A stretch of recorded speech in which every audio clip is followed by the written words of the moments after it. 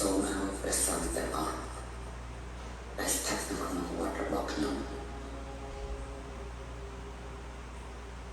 បានសេចក្តីសុខផុតចាកភ័យនិងសេចក្តីទុក្ខសូមឲ្យទេវតាទាំងអស់ដែលរក្សាខ្ញុំ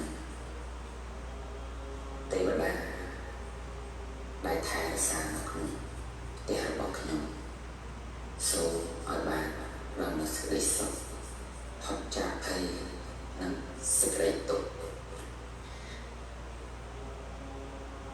សូមឲ្យមនុស្សទាំងអស់ដែលស្ថិតនៅក្នុងផ្ទះរបស់ខ្ញុំសូមឲ្យបានដល់នូវសេចក្តីសុខផុតចាកភ័យនិងសេចក្តីទុក្ខសូមឲ្យសត្វនៅក្នុងអបាយភូមិទាំងអស់ដែលស្ថិតនៅក្នុងផ្ទះរបស់ខ្ញុំសូមឲ្យបានដល់នូវសេចក្តីសុខផុតចាកភ័យនិងសេចក្តីទុក្ខសព្វសត្វទាំងអស់ទោះញាតិមិនមែនញាតិទោះមិត្តមិនមែនមិត្តសព្វសត្វទាំងអស់ទោះខ្ញុំបានរៀបរាប់មកអស់ហើយក្តីទោះមិនបានរៀបរាប់មកហើយក្តីសូមឲ្យសព្វសត្វទាំងអស់នោះដែលស្ថិតនៅក្នុងផ្ទះរបស់ខ្ញុំ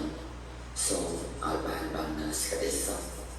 ផុតចាកភ័យនិងសេចក្តីទុក្ខសព្វសត្វទាំងអស់នោះទោះស្ថិតនៅក្នុងភូមិនេះស្រុកនេះនិងប្រទេសនេះសូមឲ្យសព្វសត្វទាំងអស់នោះបានដល់នូវសេចក្តីសុខផុតចាកភ័យនិងសេចក្តីទុក្ខសព្វសត្វទាំងអស់នោះទោះស្ថិតនៅក្នុងផែនដីនេះចក្រវាលនេះទាំងមើលនៃលោកធាតុទាំងអស់សូមសព្វសត្វទាំងនោះ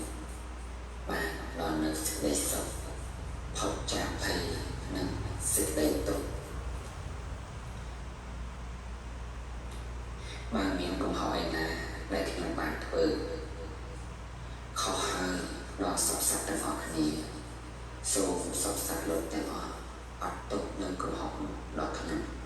អត់ឲ្យនៅទុកកំហុសដល់ខ្ញុំ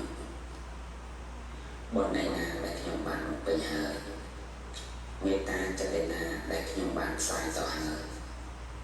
កុសលទាំងអស់ដែលខ្ញុំបានព្យាយាមហើយនៅក្នុងវិបស្សនាសូមសព្វសត្វទាំងអស់មកអនុមោទនាបុណ្យរបស់ខ្ញុំអនុមោទនាបុណ្យរបស់ខ្ញុំ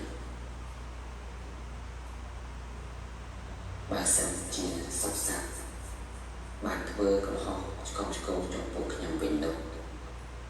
ខ្ញុំក៏សូមអត់ទោសដល់សព្វសត្វទាំងអស់គ្នាសូមសព្វសត្វទាំងអស់អនុមោទនាបុណ្យរបស់ខ្ញុំអនុមោទនាមេត្តាចិត្តរបស់ខ្ញុំអនុមោទនាកុសលក្នុងវិបស្សនារបស់ខ្ញុំសូមសព្វសត្វអនុមោទនាបុណ្យរបស់ខ្ញុំបុណ្យរបស់ខ្ញុំ